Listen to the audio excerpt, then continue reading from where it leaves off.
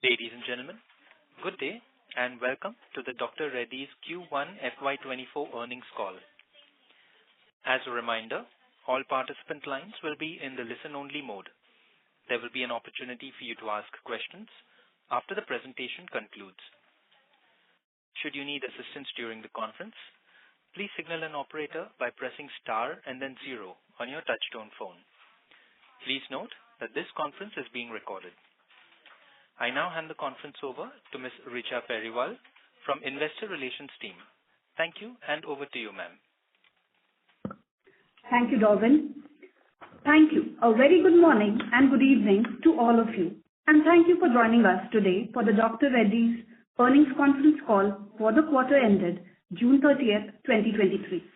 Earlier during the day, we have released our results and the same is also posted on our website.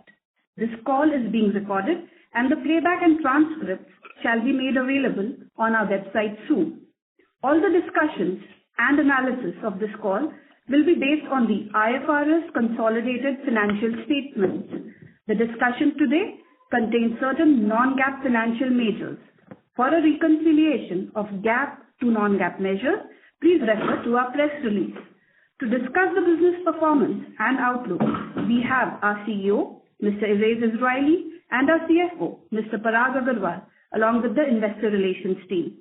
Please note that today's call is a copyrighted material of Dr. Reddys and cannot be rebroadcasted or attributed in press or media outlet without the company's expressed written consent. Before I proceed with the call, I'd like to remind everyone that the safe harbor contained in today's press release also pertains to this conference call. Now, I hand over the call to Mr. Parag Agarwal. Over to you, Parag.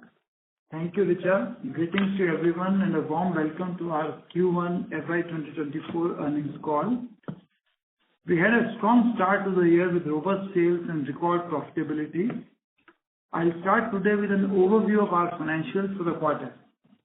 For this section, all the amounts are translated into US dollar at a convenience translation rate of rupees 82.06. which is the rate as of 30th June 2023. Consolidated revenues for the quarter stood at rupees 6,738 crores, that is $851 million, and grew by 29% on year-on-year basis and by 7% on a sequential quarter basis. Adjusted for brand divestment income on a rebased comparator, the underlying growth was higher at 35% on YOY basis and 12% sequentially. The growth was driven by the generics business mainly in US, emerging markets and Europe. Excluding the one-off gains from brand divestment, loss of revenue from divested portfolio and NLEM related price reduction, India business registered a high single-digit growth. Consolidated gross profit margin for this quarter has been 58.7%, an increase of 880 basis points over previous year and 150 basis points over previous quarter. The improvement in gross margin was primarily driven by favorable product mix, supply productivity savings, better manufacturing leverage, partially offset by brand divestment income during previous period. Gross margin for the global generics and PSAI were at 63.9% and 15% for the quarter respectively. The SG&A spend for the quarter is rupees 1,770 crores, which is $216 million, an increase of 14% year-on-year, while a decline of 2% quarter-on-quarter.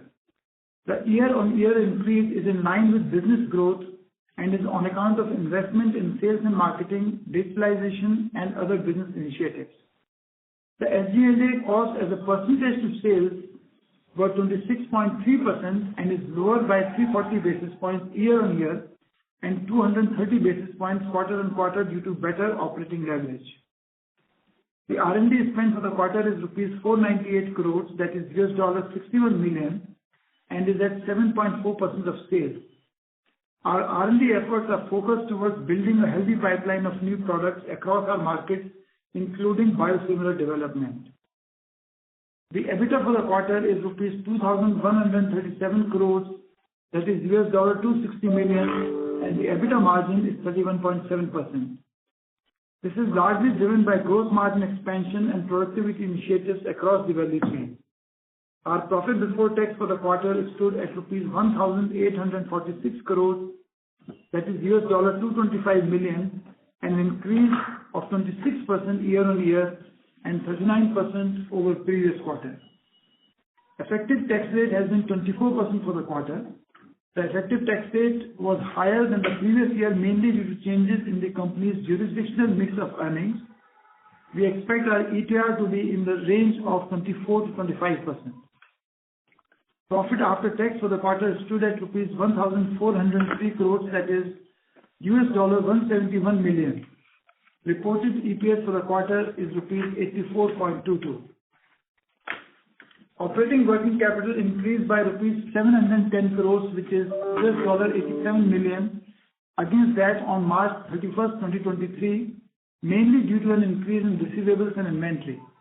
Our capital investment stood at rupees 362 crores, which is $44 million in this quarter. The free cash flow generated before acquisition-related payout during this quarter was at rupees 674 crores, which is $82 million. Consequently, we now have a net surplus cash of rupees 4,985 crores, that is $608 million, as on June 30th, 2023.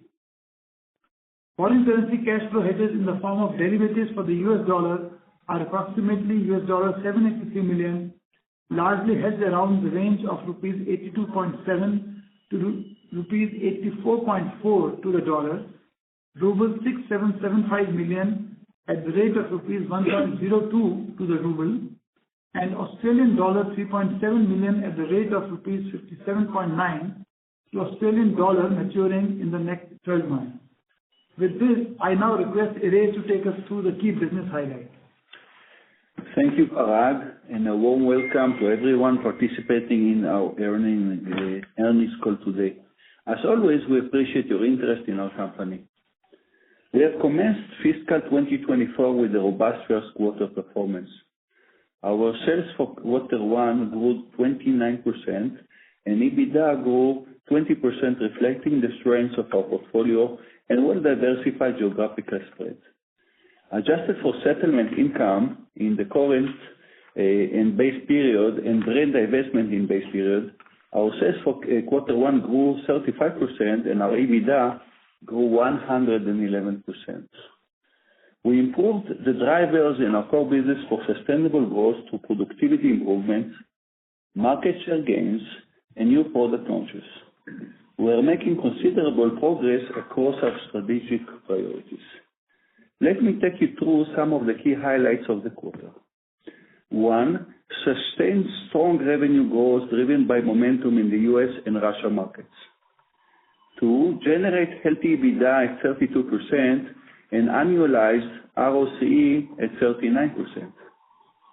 High cash generation leading to net cash surplus of more than $608 million at the end of the quarter, after paying the consideration towards main portfolio acquisition. 4. Completion of commercial integration activities and launch of main pharma's acquired generic prescription portfolio. 5. Received approval for 4 products in China, including our partner products since April 23. 6. Embark trade generics in India and launch a dedicated trade generic division. Through this initiative, we will be increasing our participation in retail pharmaceutical markets. 7. Entered child nutrition space in India with the launch of Telehealth Kids Gummies. 8. Biologics license application for purpose biosimilar rituximab candidate, DRL _RI, accepted by US FDA, EMA, and MHRA for review. This is another key milestone in our global biosimilars journey. 9. Forays into fast-growing OTC wellness space in the US with the relaunch of recently acquired brand of Primama, a portfolio of high-quality dietary supplements designed to support the entire motherhood journey. 10. Collaborate with Mark Cuban cost-plus drug company aimed at increasing access to essential medication for Wilson disease patients and enter into in-license agreement with Tenshi Kaizen for launch of loratadine for private label OTC business. 11, entered into agreement with Bill and Melinda Gates Foundation to develop injectable contraception drug for low and middle income countries in Asia and sub-Saharan Africa, including India. This initiative will strengthen our portfolio in the women's healthcare space. 12, successfully concluded US FDA inspection of the following four facilities recently: our API site CTO1 and CTO3 at Bolaram, our formulation site FTO-SEZ U2, and our API site CTO6 at Srikakulam. We continue to maintain a state of constant vigilance and compliance at our manufacturing sites. 13, released our first integrated report, which weaves together the material aspects of our business and their interplay with our purpose, values, strategy, governance, performance, and outlook. 14, the Financial Times of London named us as the Asia Pacific Climate Leader of 2023. This award is to appreciate companies that have achieved the greatest reduction in their greenhouse gas emissions intensity and made further climate-related commitments. Now, let me take you through the key business highlights for the quarter. Please note that all references to the numbers in these sections are in respective local currencies. Our North America generic business recorded sales of $389 million for the quarter, with a strong year-over-year growth of 69% and a 25% increase on sequential basis. The growth was bolstered by lenalidomide sales, new product launches such as Rigadenosone, injectable cycloserine capsules integration of main portfolio, and market share expansion in certain key existing products, which more than offset price erosion. We launched 8 new products during the quarter and expect to launch momentum to continue during FY24. Our Europe business recorded sales of $57 million this quarter, with year-on-year growth of 13%, while broadly flat sequentially. The growth is attributable to increase in base business volumes and supported by new product launches. We launched 10 new products during the quarter and expect the launch impetus to continue during balance of the year. Our emerging market business recorded sales of 1,155 crores rupees, with a strong year-over-year growth of 28% and sequential increase of 4%. We launched 27 new products during the quarter across various countries of emerging markets. Within emerging market segment, the Russia business grew by 77% on year-on-year basis and 7% on sequential basis in constant currency. The growth is driven by pickup in allergy season and further aided by lower base. Our India business recorded the sales of 1,148 crores rupees and reported the growth of 14%. Excluding revenue from brand divestment, loss of revenue from divested portfolio, and NLEM-related price reduction, India business grew in a very high single digit. India remains our priority market, and we are progressing well on our innovation model. We have signed 2 innovative deals in this quarter and expect this to be an important growth driver in the years ahead. We are creating several growth engines for India business, including ramping up growth of existing portfolio, scaling up recently acquired brands, continuous improvement of field force productivity, and foraying into trade generics. Our PCI business records sales of $82 million with a year-over-year decline of 11% and sequential decline of 14%. This has been due to lower volume pickup by customers for some products during the quarter. We expect sales to improve over the next couple of quarters on the back of increasing volume pickup, launch of new products, and collaboration opportunities. Our R&D efforts are focused on developing value-accretive products, including several generic injectable biosimilars where there is a patient need. We have filed 4 ANDAs in the U.S. during Q1 of FY24, and we are on track to accelerate on this balance in the year of FY24. We are improving our operation and processes to increase efficiency and overall productivity. Our strong balance sheet provides financial flexibility to support future growth. and we will continue to maintain a disciplined approach to cash management and acquisitions. I am confident we will continue to grow the growth momentum, strengthen our core business, and build a pipeline of products to shape a healthier world. And with this, I would like to open the floor for questions and answers. Thank you very much. We will now begin the question and answer session. Anyone who wishes to ask a question may press star and 1 on their touchtone telephone. If you wish to remove yourself from the question queue, you may press star and 2. Participants are requested to use handsets while asking a question. Ladies and gentlemen, we will wait for a moment while the question queue assembles.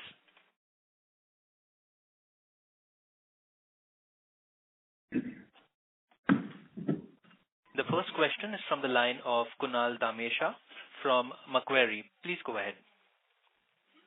Hi, good evening. Thank you for the opportunity and congratulations on the good set of numbers. First, on the U.S. revenue growth, so on a sequential basis, we have seen a significant uptick as well. Would you be able to give us some, color as to which were the primary driver? Was it the acquisition? Was it the lenalidomide uptake? In order of their quantum, if you can provide, even qualitatively, would be very helpful. Yes. So this quarter, we had several growth engines, so it's not just the lenalidomide. We grew market share in key products. This was, let's say, more than previous quarters. We saw relatively less price erosion that we normally do. We had the main acquisitions that contribute to that, and Lina. So it's a combination of all of them. Even without Lina, it was a very healthy growth in the U.S. Sure. And just continuing on that, in terms of price erosion, I think across companies there is now consensus that the price erosion has reduced. But do you see that this reduced price erosion to continue for some time, or is it more of a transitory phenomena, which could kind of go away?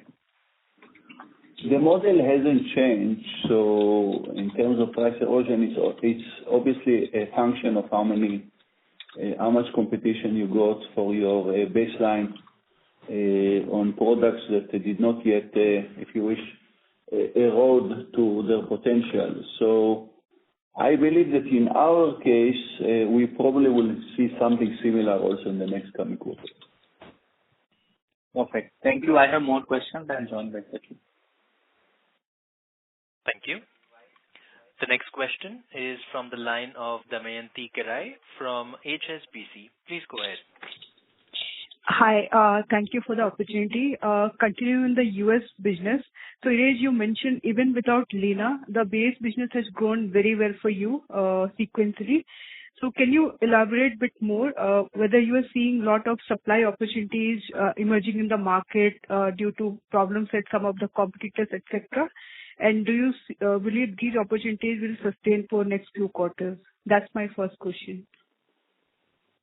So it's a combination of timing of RFPs, a combination of a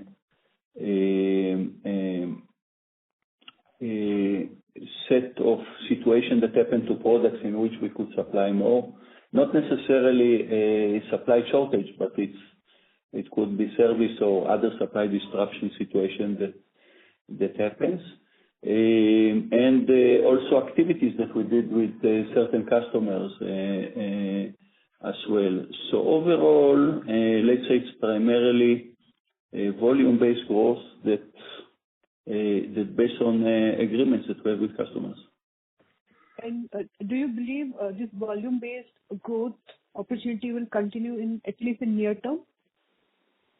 I believe that the trends will continue, yes. Okay. My second question is on your R&D initiative. So biosimilars you mentioned. Can you talk about update in your global portfolio, which is for all the markets where you're focusing? So biosimilar is global initiative for us. We are planning to be in all the markets, including the United States. with our portfolio. We are working on about 11 biosimilars as we speak, that some will be launched before 2030 and some after 2030, starting probably in the beginning of 2027. At the time, I don't want to discuss specific products, but let's say that it is a very important initiative for us, and we believe that it's a place that we want to be a serious player. Sure. And my last question is, how do you see your EBITDA margins moving up in next few years, excluding Revlimid? If you can provide some color on it. So I'm maintaining, and for me, we've been in this discussion in the past.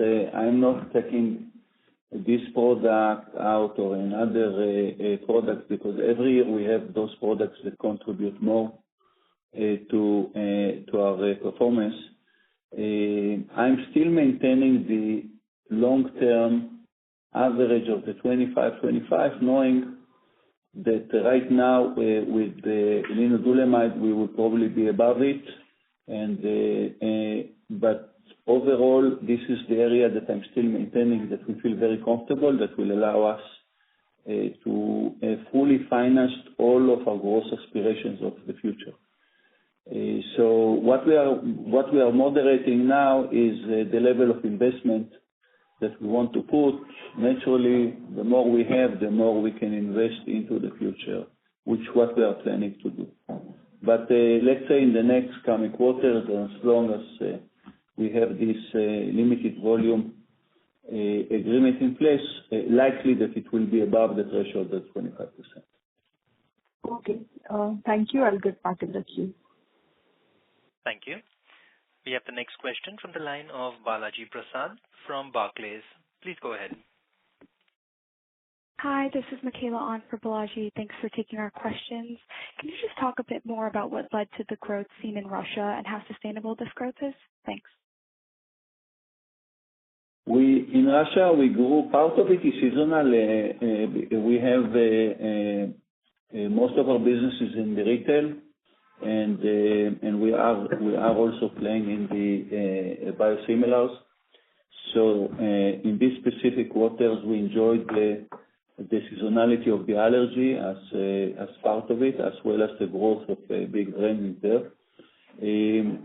I believe that the growth momentum will be in Russia. We are expecting a good year in that respect. We are also, I think, so far hedged well on the ruble and protected it well. So in that respect, the combination of investing in our brands and enjoy the growth momentum that comes from the relevant products that we have, plus a good defense on the ruble, help us to achieve this result. There is also impact of a low base in the growth that we have reported this quarter. And as you know, by its very nature, Russian market is volatile. So there will be fluctuations from one quarter to another, but we are going ahead of the market. Thanks so much. Thank you. The next question is from the line of Surya Narayan Patra from Phillip Capital India Private Limited. Please go ahead. Yeah, thanks for the opportunity and congratulations for the great set of numbers, sir. Sir, my first question is on this managed portfolio that has been acquired. So what is the kind of size that we would have seen this quarter out of that? And also if you can give some clarity about the profitability of this portfolio. I'm asking this question because it looks like excluding the Revlimid performance, your base business has seen a sequential improvement. So from that angle, I was just trying to understand the contribution from the acquired operation in the US and its profitability versus the company's blended base business profitability. So indeed, our base business did well, even without lenalidomide. We closed the deals and practically started to sell at the end of April. and we are actually launching product after product through this period of time. I believe that the main pickup will be in the next coming months when customers will open their bids and we will be able to bid more. Overall, let's say that the contribution of main will be more significant in next quarters than it can in this quarter. Okay. So is it a kind of still a $100 million annualized size? Yes, in that range. Okay, sure. So the second question is that regards the lenalidomide. So we have almost kind of approaching to finish the first year of supply, and obviously as per the prescription trends, we see that okay, we have already kind of achieving 6% kind of volume share now. So is it fair to believe this is the kind of first year number and we should see a progressive improvement in the volume share going ahead? So we cannot share a specific number on these products. We are in agreements in which is a volume. Sorry? But this is there in the public domain in terms of the RX volume, so that is why I am asking questions, sir. No, I appreciate the question, but I cannot share. I have the full knowledge of the quantities, obviously, and I cannot share that as per our agreement. But what I can say is that this kind of levels of sales of lenalidomide likely to continue and fluctuate from a quarter to quarter. Based on the supply, based on the orders and based on the preference of customers. But we believe that it will continue to be an important segment of products until the end of the agreement, which is likely to be in January 26. Sure. Sir, my last question is about the PSI business. We have seen sequential correction in the revenue as well as the margins there. And you have also mentioned in your opening remarks that there is inventory rationalization trend that is ongoing. So do you think this is a kind of a couple of quarter more kind of situation, and generally the APIs and manufacturing supply opportunity kind of business are likely to face this inventory destocking kind of a trend and could have impact on the margins generally in the near term? No, I think during the quarter we have a certain pickup that was related to timing of picking up the orders primarily. So I believe that it will correct itself actually relatively fast already from next quarter, from Q2. So overall, I'm confident that our API business will grow this year. Sure, sir. I have a couple more. I'll join this.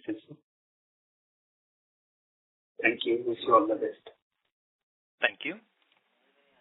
The next question is from the line of Neha Manpuria from Bank of America. Please go ahead. Thanks for taking my question. My first question is on the India business. If I look at the number that we reported in fourth quarter and strip out the brand divestment, based on that, we've seen a pretty sharp increase, on that base in the first quarter. Did the trade generic, I know we officially announced the launch in July, but was there any contribution at all of the trade generic business in the first quarter? Or if you could give us some color in terms of what's driving the improvement that we are seeing, and how much more can this, continue to, I know you talked about a bunch of initiatives, but how should we look at growth in this business from the high single digit that, you pointed in your opening remarks? Yes, thank you for that. The trade generic did not yet contribute much because we just recently launched it. And so most of the growth happened from our branded generics, our key brands that we are focusing on. These trends are likely to continue also toward the end and actually going to improve. The activity that I mentioned and we discussed in quite a few occasions on our journey for top 5, it's a combination of both the innovation as well as the investment in the portfolio that we have, including the traders.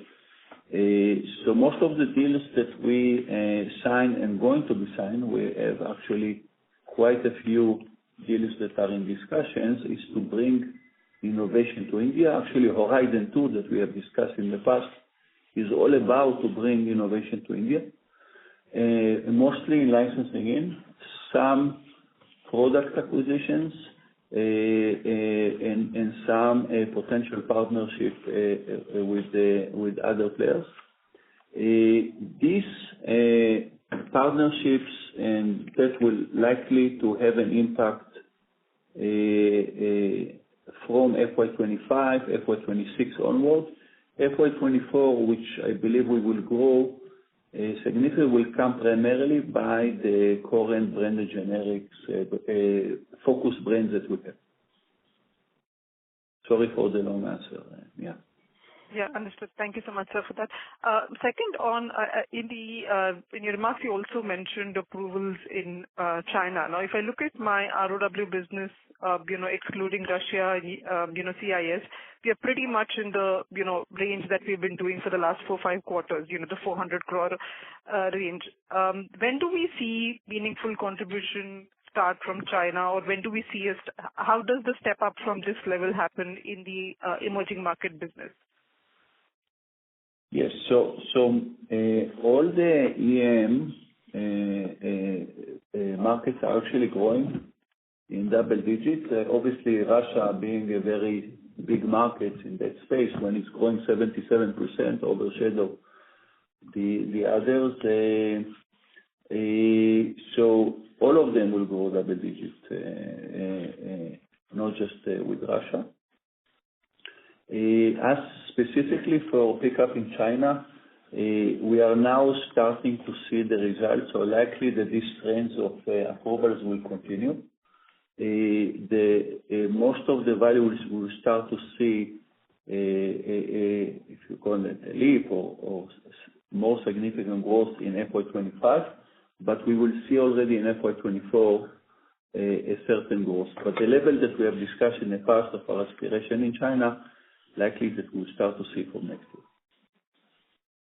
Understood. And my last question, Parag, in terms of our, investments in the business, should we expect our absolute SG&A and R&D spend to trend up from the, current spend that we are seeing, for FY24? I understand, this will obviously continue to increase, but is this level of investment, what that we have seen in the quarter, enough to sort of sustain the growth that we have envisaged, or should I expect an increase from the current levels? Yeah, we are continuing to invest behind multiple levers, as we have been talking in digitalization, behind our brands and sales and marketing. I would expect a slightly higher trend in absolute terms.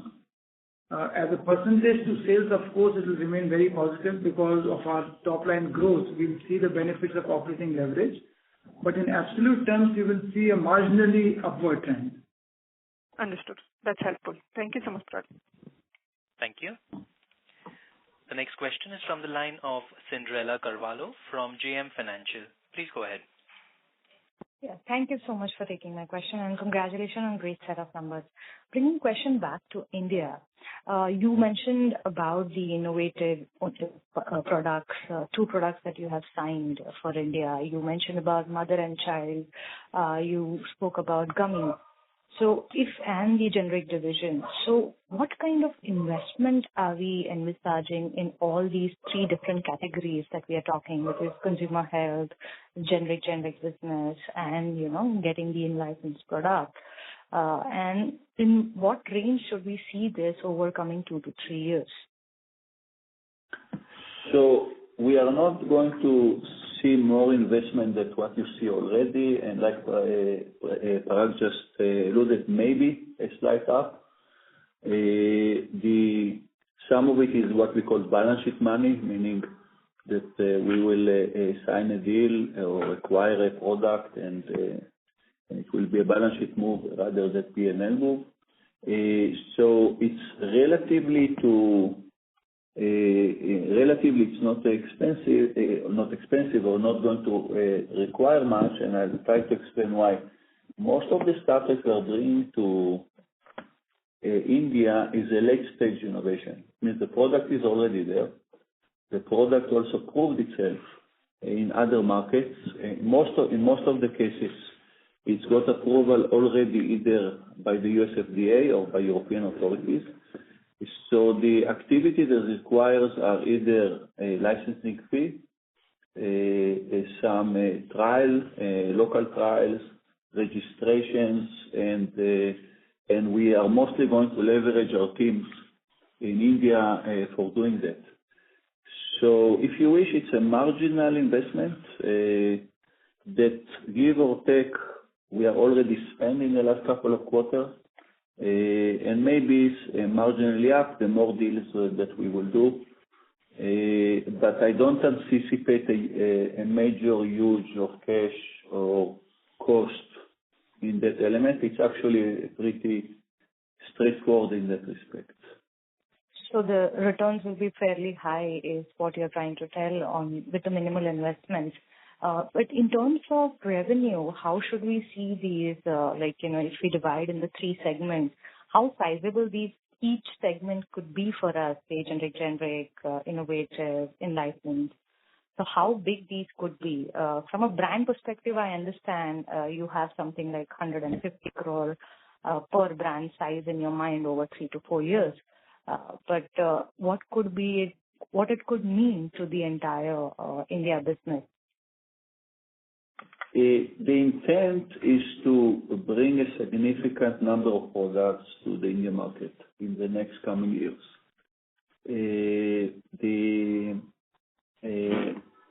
If everything will be successful, we are talking about tens of agreements like that, which we believe will be the main lever to bring us to top 5.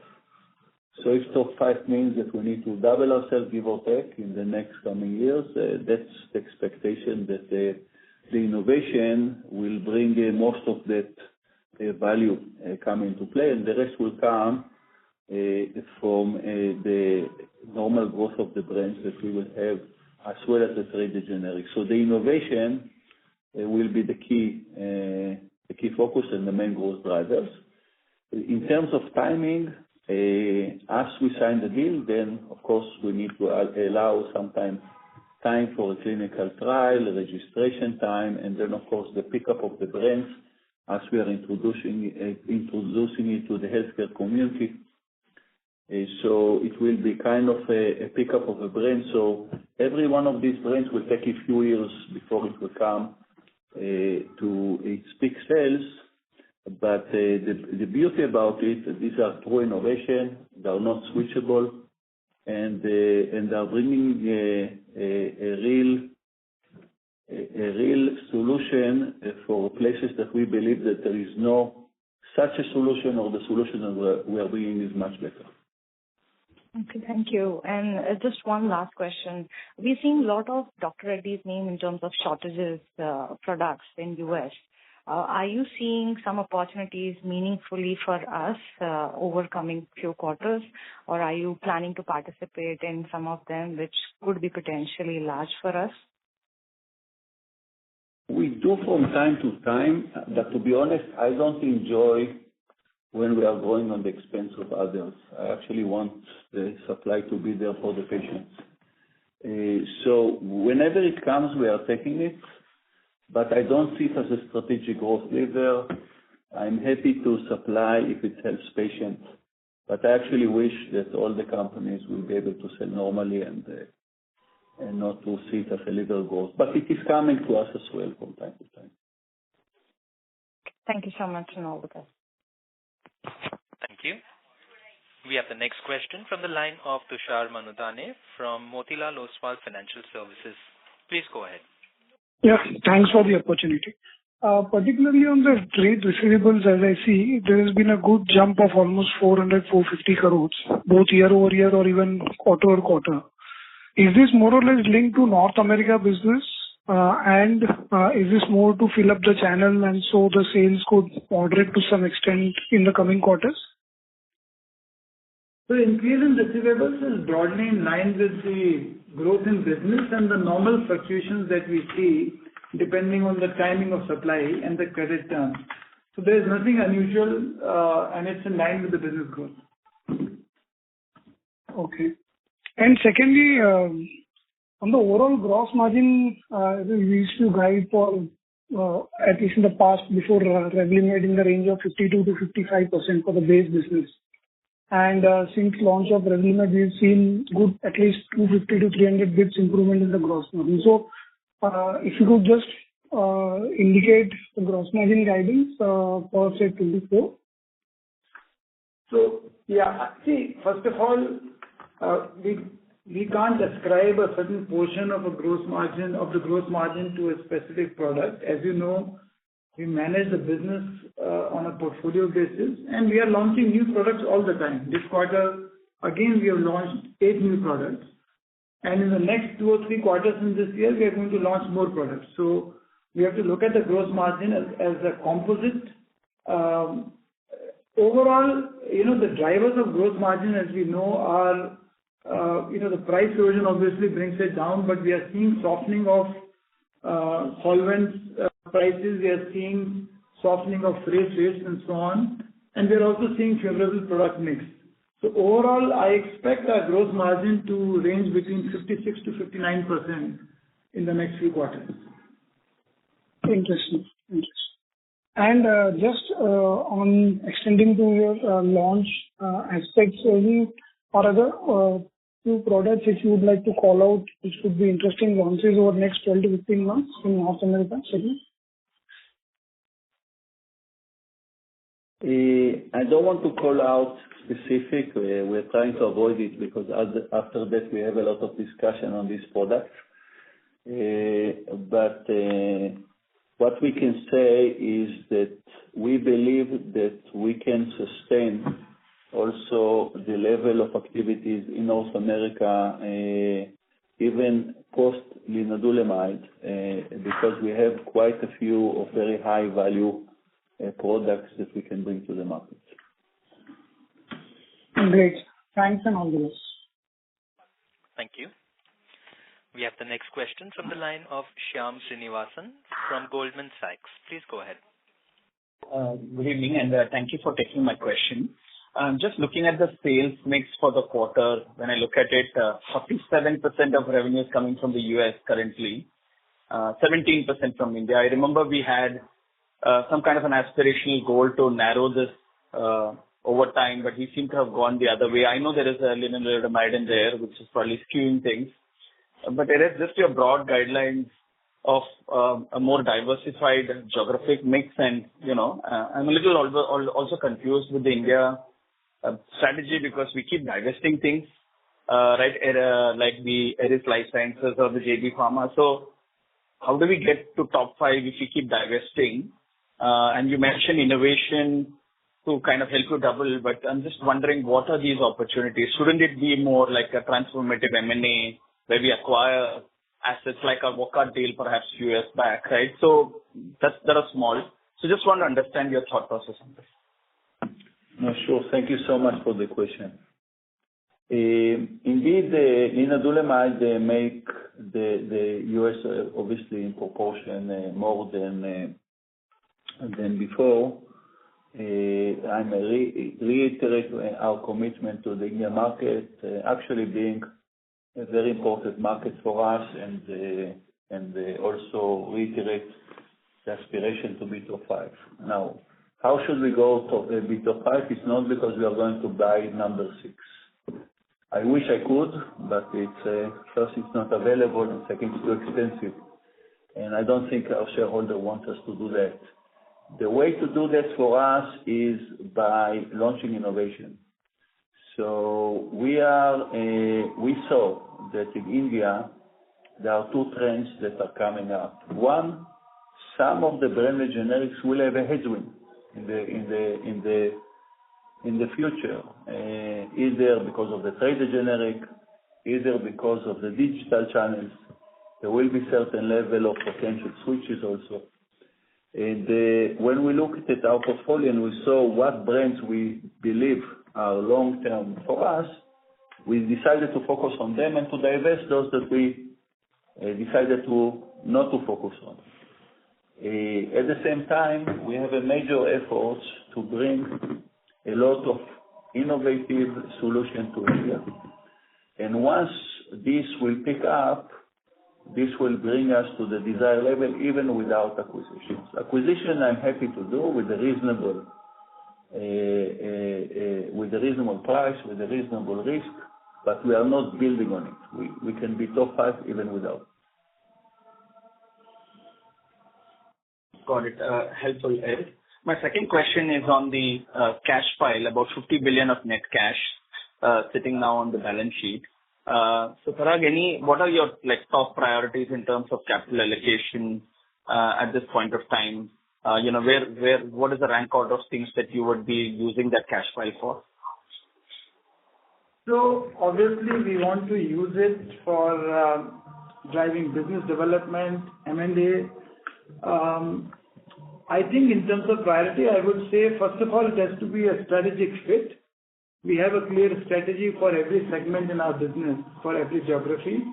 And secondly, it must come at the right price. So we are not going to chase acquisitions just because we have cash on the balance sheet. Within these boundaries, I would say that acquisitions in India and emerging markets would probably rank higher. Having said that, if there are good opportunities that come up in US or Europe also, we will grab them. Just like the main acquisition that we did recently. I think it's a great fit. Yes, we are chasing acquisitions.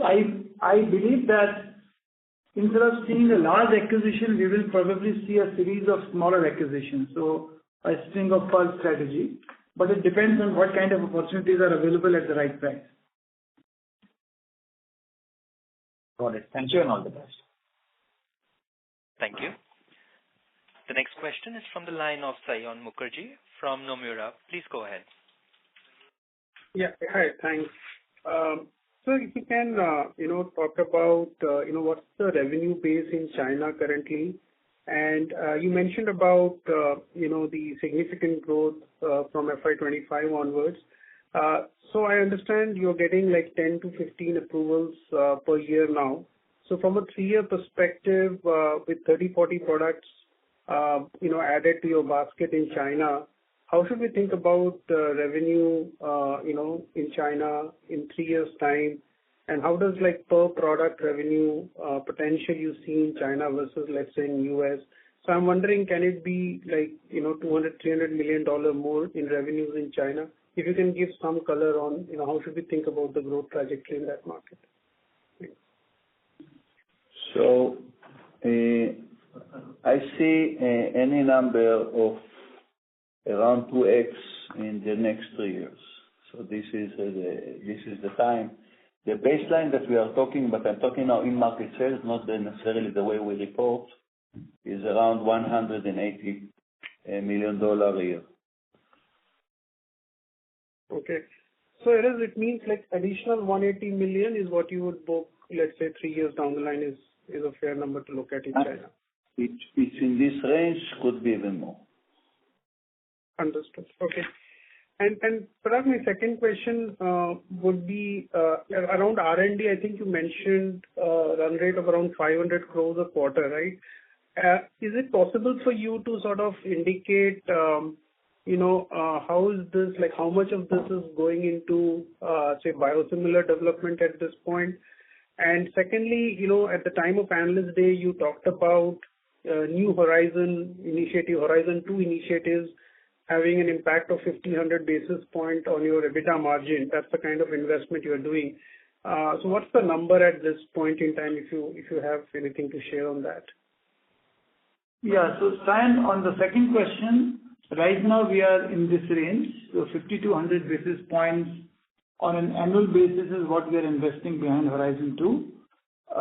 And of course, going forward, depending on how many of these succeed, it might start inching up. But we'll obviously, discuss that subsequently in the subsequent calls. Your first question was regarding, just remind me. R&D. Yeah. So right now, our R&D behind biosimilars would be approximately 20% of the total, and we expect it to progressively go up because we are investing behind biosimilars. Some of the products that we've discussed in the past, Tosi and tocilizumab, Evatacept, and so on. So we expect it to progressively go up. Okay. And this 50 to 100 basis point which you mentioned does not include, or does it include the biosimilar investment? Do you consider it as part of Horizon 2, or this is like separate? No, so this 50 to 100 basis points does not include the R&D investment in biosimilars. Okay. Thank you. Thanks. Thank you. The next question is from the line of Bino Patiparampil from Elara Capital. Please go ahead. Hi, good evening, and congrats on a great set of numbers. Just a couple of questions. One on Regadenoson. Could you please help us understand the competitive landscape there? I know a couple of you guys have launched, but there are more approvals. How many competitors are there in the market right now? So for Regadenoson, it's a multi-player product, right? We've launched it in April, and we've seen good progression in terms of our market share. We are happy with the way things are progressing for us. Okay. And any update on your products which you have out-licensed, that is pegfilgrastim and the novel product E7777? Any updates regarding timelines? So on the first one, it was already launched, and so whatever is the considerations will come, of course, with the progression of the sale of this product. And up for Equal7, likely that in the next quarter or the third quarter, depends, it will be December, January, we should expect to see whether it will get approval or not. Okay. And any milestones or any royalties included in the current quarter from the first product? No. Sorry? It's a low single-digit number in absolute terms. Okay. It's not material. It's not material. I meant not material, sorry. Okay. And finally, on generic rituximab, now that FDA has accepted your filing, what sort of timeline can we look forward to if everything goes fine?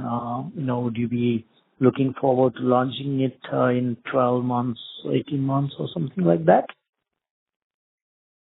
Yes, this is the timeline. So somewhere between 12 months to 18 months depends, of course, on the approval by the US FDA. Once it is getting approved, we will launch it. Now it depends if response letter will come or anything like that. But likely in that time frame. Thank you. Thank you. We have the next question from the line of Ankush Mahajan from Axis Securities. Please go ahead. Thank you, sir, for providing me the opportunity, and congrats for a good set of numbers. Sir, this is an extension of the question that our base business is improving, and it seems from the number that the base business in the US market, that has improved a lot. Can we say, sir, a high single-digit growth Q1Q in the base business? And I would really appreciate if you tell us that what are the factors behind that the base business is improving. What is happening in the US market, sir, at this time in the generic? So I mentioned part of it is timing of RFPs, agreement with customers, shortage of some products, and relatively lower than normal price erosion on the base. So it's a combination of all of it. And can we expect this trend will continue? It should, yes. So this quarter, sir, there's a high single-digit growth Q1Q on base business. I would just say that it is healthy growth, even after excluding Lena as well as Main, it is healthy growth. Yeah.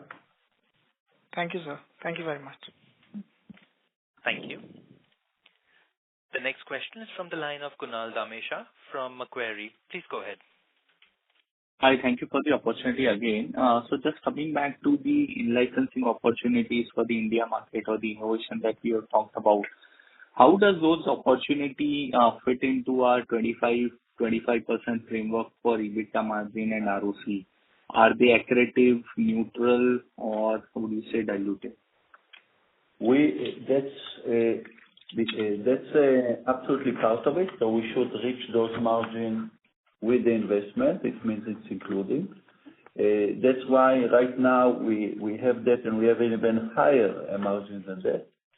And I use the 25 always as a kind of benchmark of where is our comfort zone. It doesn't mean that we necessarily get it quarter to quarter.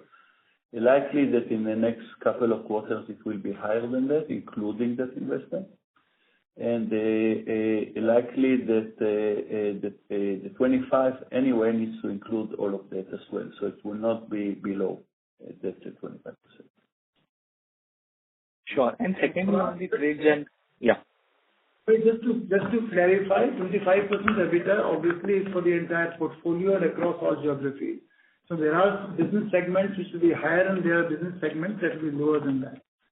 So 25% is our overall aspiration, and that model includes certain part of portfolio which will be in license. Sure, perfect. And secondly, on the trade generic business, can you provide some details as to we have launched this division, how many people have we kind of hired for this, how many products that we are expected to launch, let's say over the next 2 to 3 years, and which are the geographies that we are targeting, or any particular therapy areas that we are targeting for this business? So we are not participating in about 50% of the Indian markets. So when you look at our portfolio today, there are certain therapies and segments that we are not participating, which is about half of the market. So we are targeting, obviously, a place in which we believe there is a meaningful play in those areas that we are not participating. We will launch it all over India. So geography-wise, it will be in all the states of India. In terms of number of products, it will be, I don't have the exact number, but it's a few tens of products that will be launched in that direction. As for the pickup and stuff, we probably need to see the response of the customers to that. At the moment, we cannot tell. We probably need to wait a quarter or two. Sure. Thank you and all the best. Thank you. That was our last question, ladies and gentlemen. I now hand the conference over to Ms. Richa Periwal for closing comments. Over to you, ma'am. Thank you all for joining us for today's evening call. In case of any further queries, please get in touch with the investor relations team. Thank you so much. Thank you. On behalf of Dr. Reddys Laboratories Limited, that concludes this conference. Thank you for joining us. You may now disconnect your lines.